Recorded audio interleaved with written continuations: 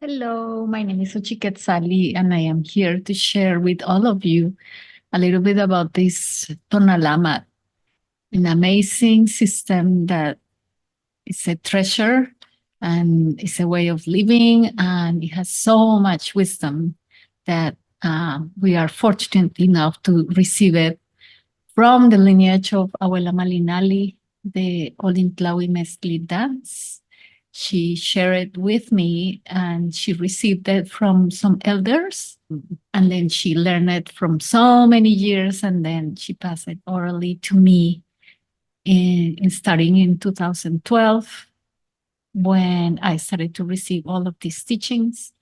She used to come here to share her ceremonies and share all of the teachings that she had, all of her wisdom. She passed away in 2020, and she was always telling me to share this with the people because the system was getting lost just because people was not interested in learning. It's a kind of a difficult system to learn.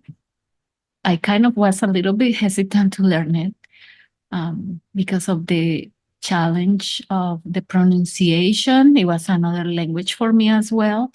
And understanding all of the concepts was pretty difficult. But the biggest part for me was also being able to kind of start praying, calling in these energies associated with the gods of this cosmology of the Tonalama. And I didn't want to pray to beings that I didn't know, entities that I had no idea what were they bringing into my life. I'm always super serious about the prayers that I send to the world, and I didn't just want to pray to some beings that I had no idea what they were going to bring into my life. I pray a lot to the Great Spirit, but I also trusted Abuela Malinali because she was such a beautiful woman with really good intentions. And I knew that if she was telling me to learn the system, it's because she had that wisdom. She knew why I needed to learn it. And in that time, I wasn't that clear that I was going to be receiving the Mundan ceremony. She thought that I will be able to learn it. This system is definitely for people that have good intelligence to be able to understand all of the wheel and the movements. Also, it's not like the Gregorian system that is just in a calendar and it repeats every year. A day with all of its energies repeats every 52 years. If I wanted to really understand people's history, their life and mission, that this system can read for each person depending on the day and the time where they were born. I started to pray a lot for that because in all the ceremonies we were invoking different energies. So I was really praying for clarity about that. And one day when I was in ceremony, plant medicine ceremony, all of a sudden I started to go through some very dark realm. It felt really cold. It felt really harsh, like the wind when the wind is cold and like freezing and it's dark at night, something like that. I started to feel that energy. So I was also in that moment holding an obsidian stone, and I felt that coldness, and I started to see one by one a lot of different things in my life that I needed to fix. Then I was feeling really bad. I remember I was shaking. It was a very long journey, seeing a lot of darkness. And then I pray a lot. I was praying a lot. And I always receive kind of like the little bit harsh lessons from the obsidian stone, but I know it's cleansing me. So I totally trust this stone. But I really didn't make the connection with the Tezcatlipoca at that moment. It was only when I started to hold the white quartz. I changed stones in my hand. So I started to hold a white parts in my hand, and then everything started to change. Like the room became lighter, the air was very fresh, it didn't feel as sharp. And then, I realized that Tezcatlipoca was that energy that came really dark in that moment. And then Hecate Quetzalcoatl was bringing this breath of life. Hecate is the wind, and Quetzalcoatl brings the intelligence and the wisdom and the clarity and the illumination in our lives. So I started to feel all of these waves of refreshing air coming into the room. It felt very light. I was feeling super good, like bringing all of this positivity into my life that I really needed at that moment. It felt like when it's the full moon.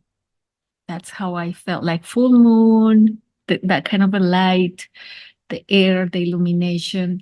And then I just felt tranquility, a lot of tranquility. And then I saw kind of like a tornado.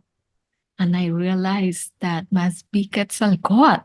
And I started to see a bunch of visions about these gods. I also felt like shedding my old skin, the connection with my womb, the importance of the work that we are doing right now in the northern lands with the responsibility of receiving the abundance. And the connection with Teotihuacan came just to acknowledge that, I was doing all of this work in Teotihuacan all of those years during the dance, offering my prayers, my steps, my tears, the heat, all of the sacrifices that we did in those dances, and no sleep, all of that. And just being recognized that, this is the work that I'm supposed to be doing. And I was receiving the blessings from the spirits to continue the work here in the northern lands. I share all of this journey the day after with Abuela Malinali. I called her and I told her all of the story. She already had been in ceremonies with us, and she was happy that I was able to receive that vision and receive the blessings, because it's important, it's important to know that we are really praying with faith, knowing that these gods exist. It's been very important in my path to understand these beings, that they are not showing up as people or like how we see them in the codices. We are receiving them with their energies. They are always around, they are always showing up for us, but we are kind of thinking that maybe there is this being that is going to just come walking towards us. But it's not going to be like that. It's just going to be their energy, like the wind, and when it comes, and maybe a little tornado that shows up. And I know it's the manifestation of those spirits.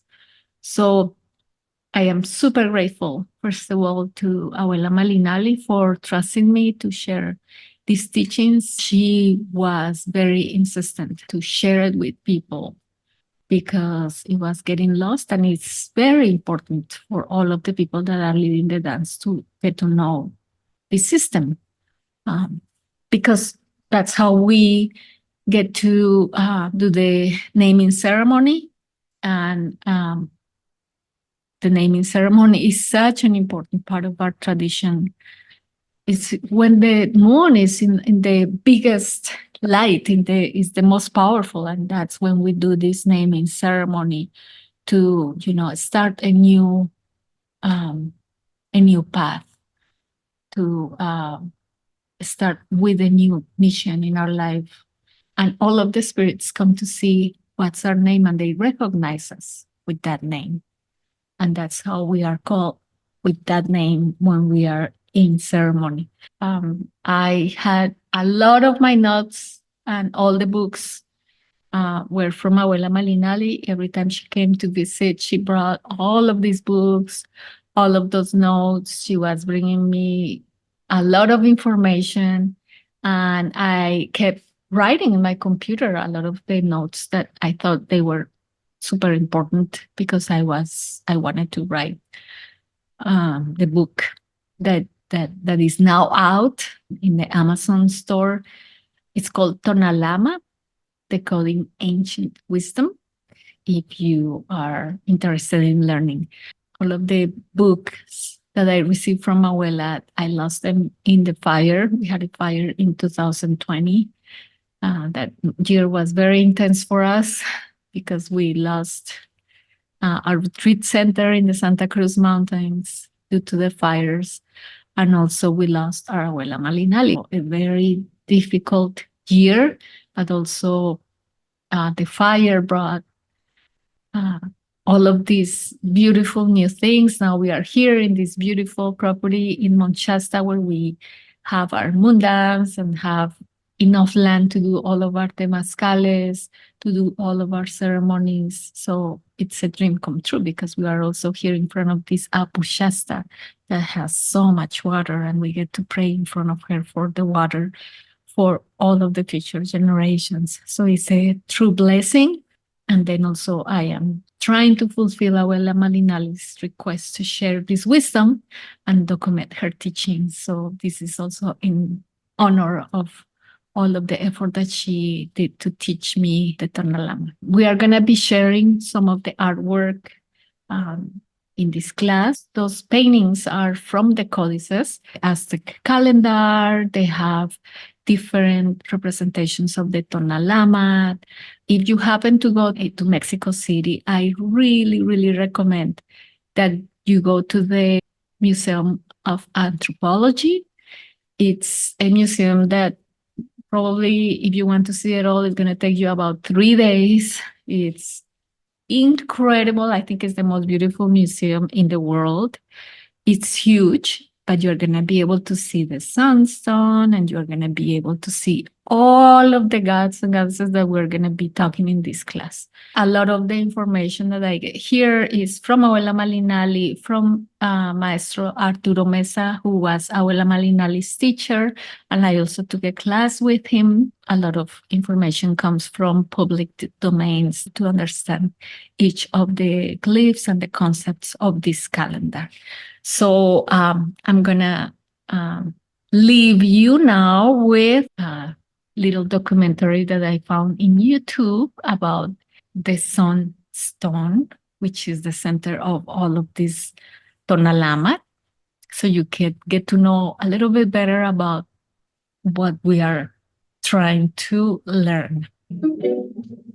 We're in the National Anthropology Museum in Mexico City, looking at what is perhaps their most famous object, sometimes called the calendar stone, but more accurately called the sunstone. It's become the modern day emblem of Mexican culture. It looks like a sun. It's got a circular shape. It has rays emanating out. But in actuality, when we look closely, it's an incredibly complicated object. This would have been originally painted, which would have helped pick out the motifs that you're seeing here. And it wouldn't have been up on the wall. No, it most likely would have been placed horizontally on the ground.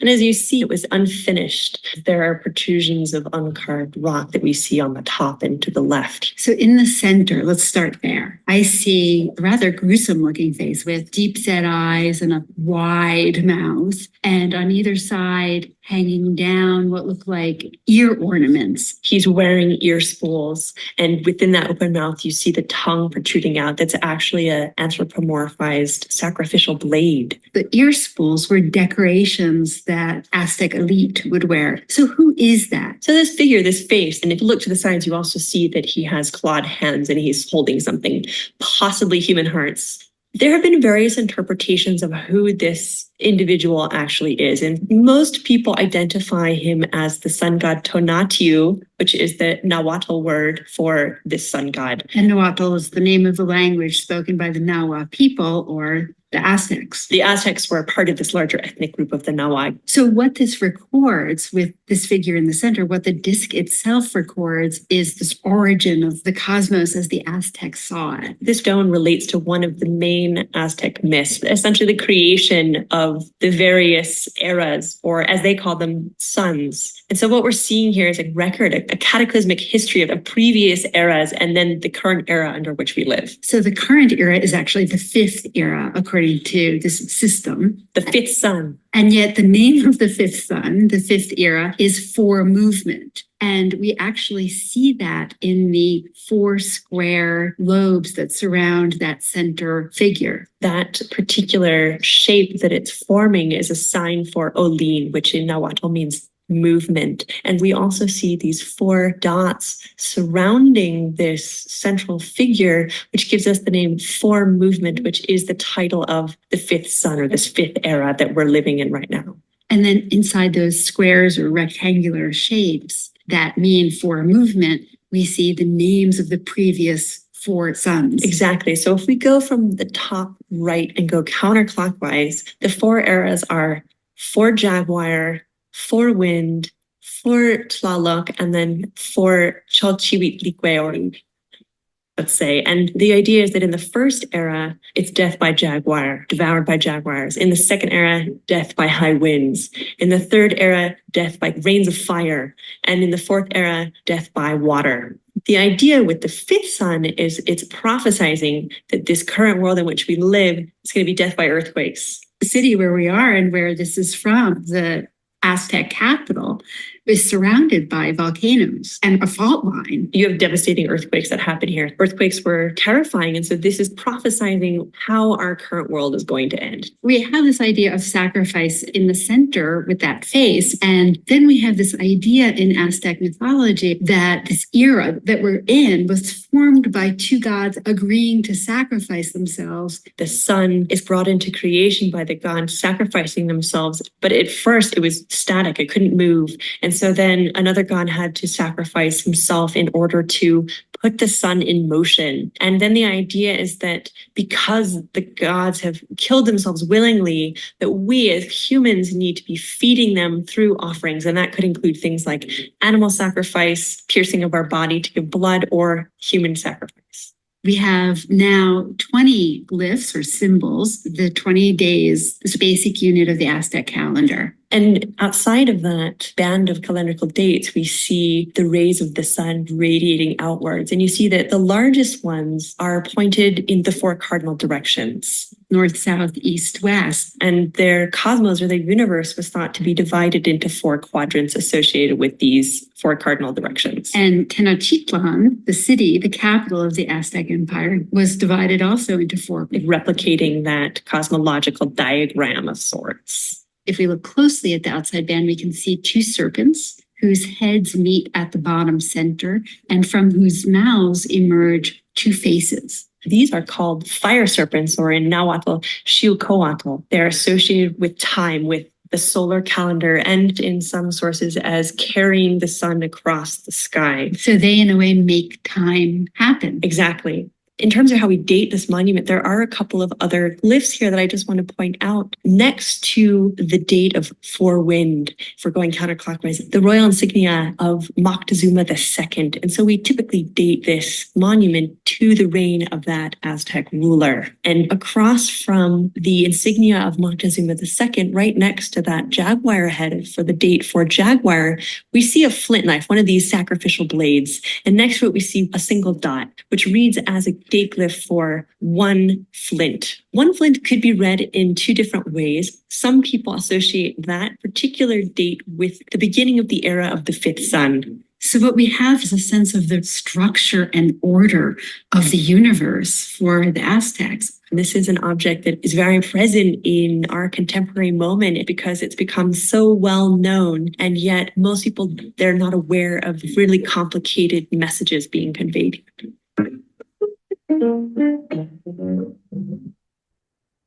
Okay, so we got a little bit of the history of the fifth sun and the sunstone. So again, please go to that beautiful museum if you have the time, because it's incredibly amazing. The Tonalamatl is then an exploration of the heritage of the Mexica. In this documentary, they say Nahuatl, and that's not how it's pronounced. The TL at the end is Nahuatl. It's just basically kind of a silent pronunciation of the T and the L. And it represents all of the time of humans on this earth.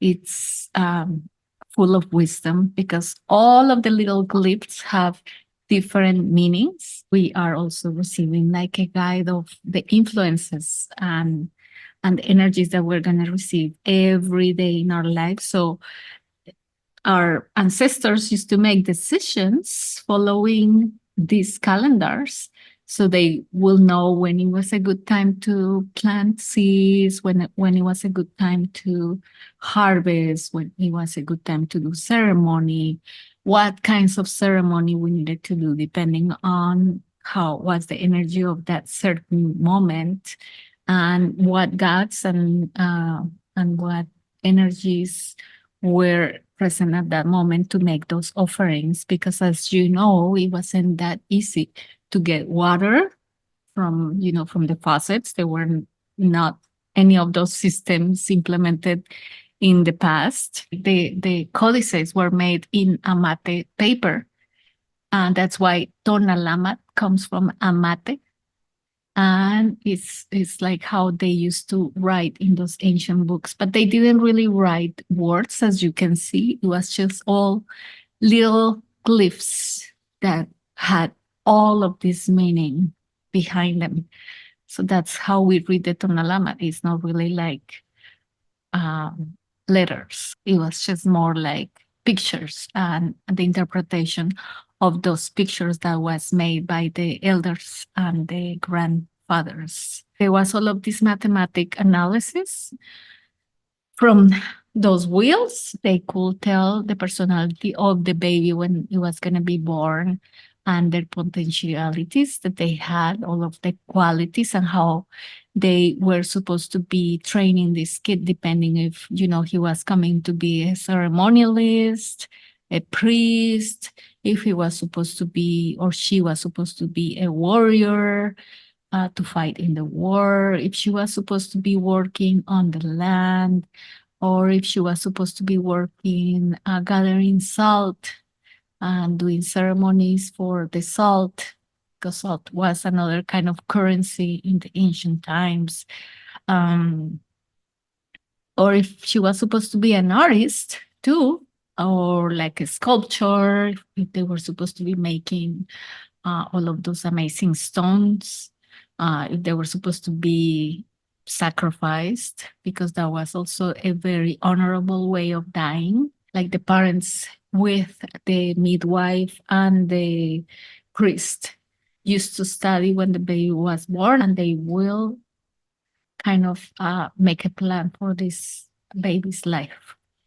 So first, we are going to start learning about all of the energies of the Tonalama, so we can kind of understand what it means. And if you are still interested and feeling called to learn this system, I'm going to be teaching at some point a second part of this class, which is going to bring all the calculations, and it's going to be only for the people that are really invested in learning, that they are feeling really the call to be learning all of this system. This stone, the sunstone, is weighing around 24 tons, and it measures 12 feet across. And it has like two calendar systems, the Chiopowali and the Tonalpowali. And both are different, but they are also connected. These two calendars, the Chiopowali and Tonalpowali, are always moving, and they kind of converge every 52 years. So that's when they said they had a new era. They make like the new fire, big ceremonies happen in the 52-year, and probably is what you heard happen in the 2012, ending the calendar. But the truth is that the calendar doesn't end. It keeps going. It is the beginning of a new era when they converge, and that's why there is a big deal about it. Okay, so the days are divided in segments of 20 hours. Each hour was a little bit longer than 1 hour of our Gregorian count. And then each hour also was divided in segments of 4. So let's say an hour was 120 minutes, and if it was divided in 4 segments, then each segment have 30 minutes, right? The days have also 2 different numbers that you're going to see maybe in your Tonalamatl studies. There are 13 numbers of the days that go with the trecena. So there is a number of the trecena that also we are going to see it in the diagram of your trecena according to the Borgia Codex.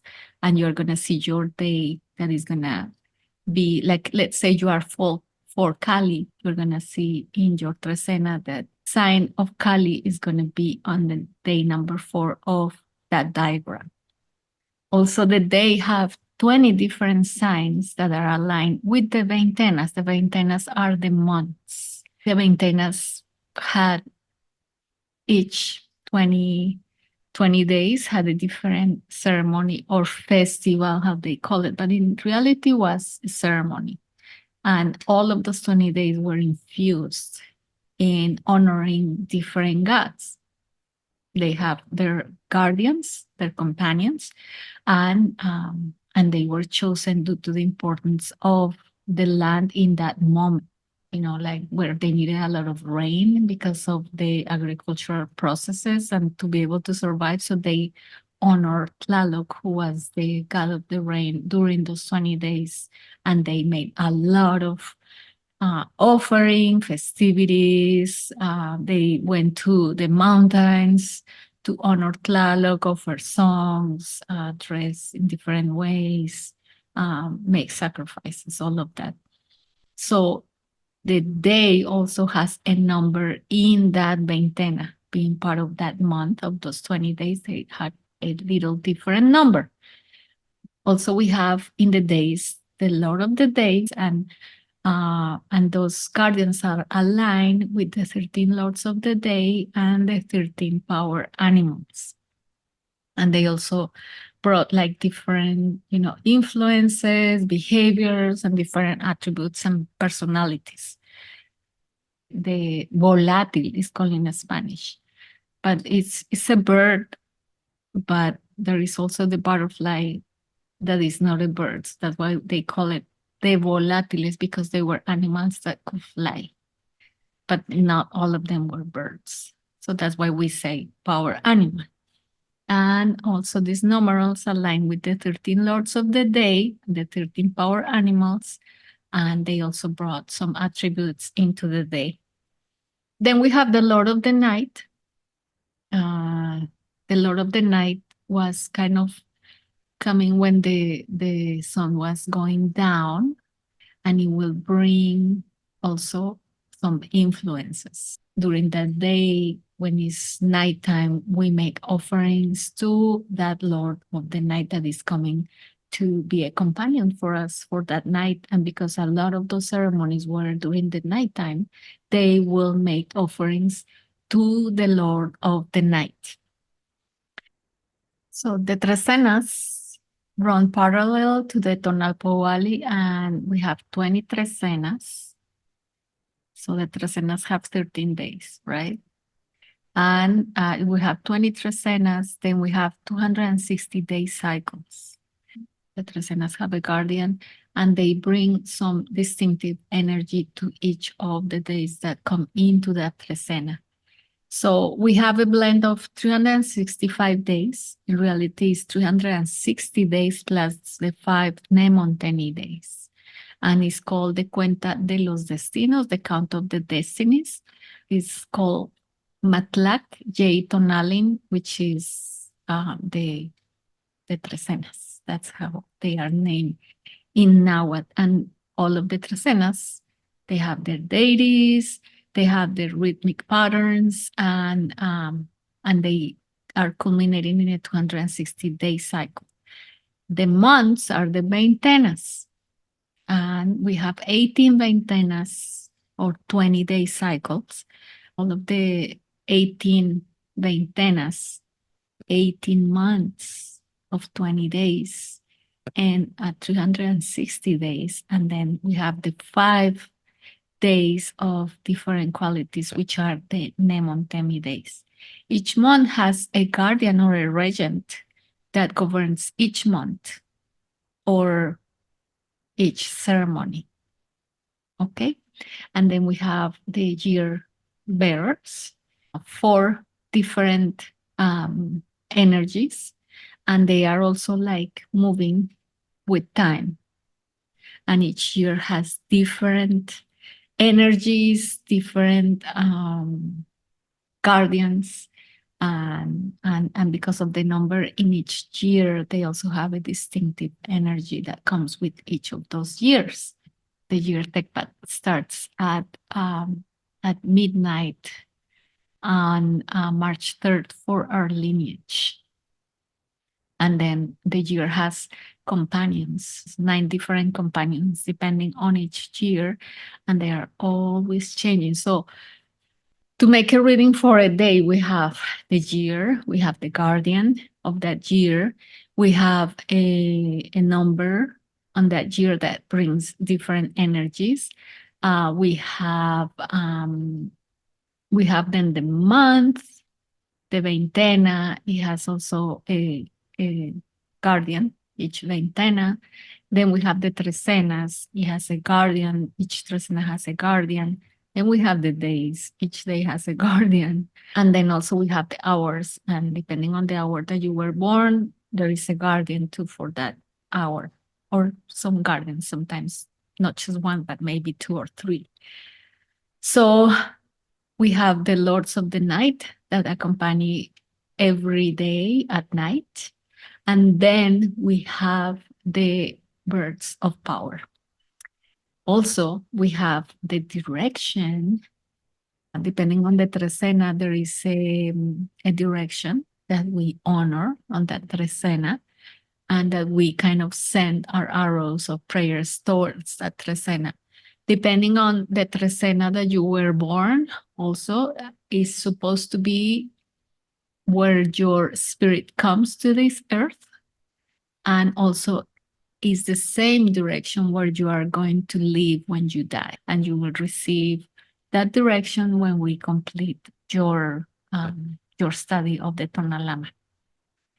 The Xiupoali and the Tonalpoali are aligned. There are, like I said, there are the systems. The 2 systems are they are weaved together. The Xiupoali is a 365-day solar calendar that we know. They used to have that calendar as well because, of course, the cycles, they had like the solstice and the equinoxes, so they had that in place too. And the Tonalpoali was this system that I just explained with the 260-day ritual calendar. This is the one that we follow mostly because we are interested in the ceremonial aspects of the indigenous peoples. These cycles align every 52 years. The Xiupoali and the Tonalpoali are combined through the 13 numerals and the 20 signs of the days, or the trecenas, along with the 18 veintenas or months. And the last 5 Nemontemi days wrap the Xiupoali. So the destiny count of 260 days moves with the count of the years of 365 days. So all of those counts complete the cycle after 52 years or after 73 cycles of the Tonalpoali and 52 cycles of the Xiupoali.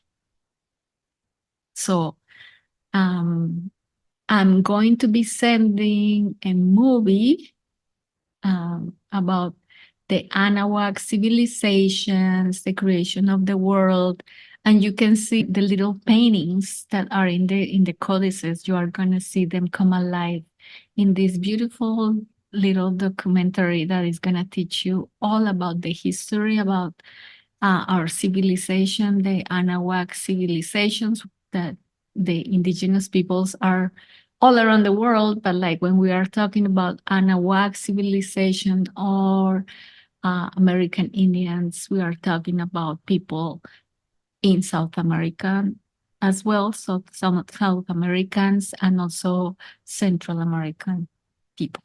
So it's beautiful to be able to share all of these ancestral teachings from our indigenous communities. And I'm gonna be sending, like I said, this little movie that I hope you can watch before our next class. Please write all the questions that you have, but there is so much information that I don't know. I'll try my best to investigate and get you answers. So we will meet you in a class to answer any questions. And also, please remember that we're going to be sharing your Tonalama chart, so you can be fulfilling all of the information in the next classes. And also, there is a lot of information in the book that you are going to be able to receive and make your own Tonalama, and maybe know what are the essences, the spirits, the guides, and the forces that are guiding you through your life, and perhaps receive more information about your spiritual name. And if you come to the dance and you do 4 years in the fire if you are a man, or dancing if you are a woman, you're going to be able to receive your Nahuatl name in this beautiful ancestral tradition. So thanks for listening, sending love and blessings, and I'll see you in the next class. Aho. O Metel.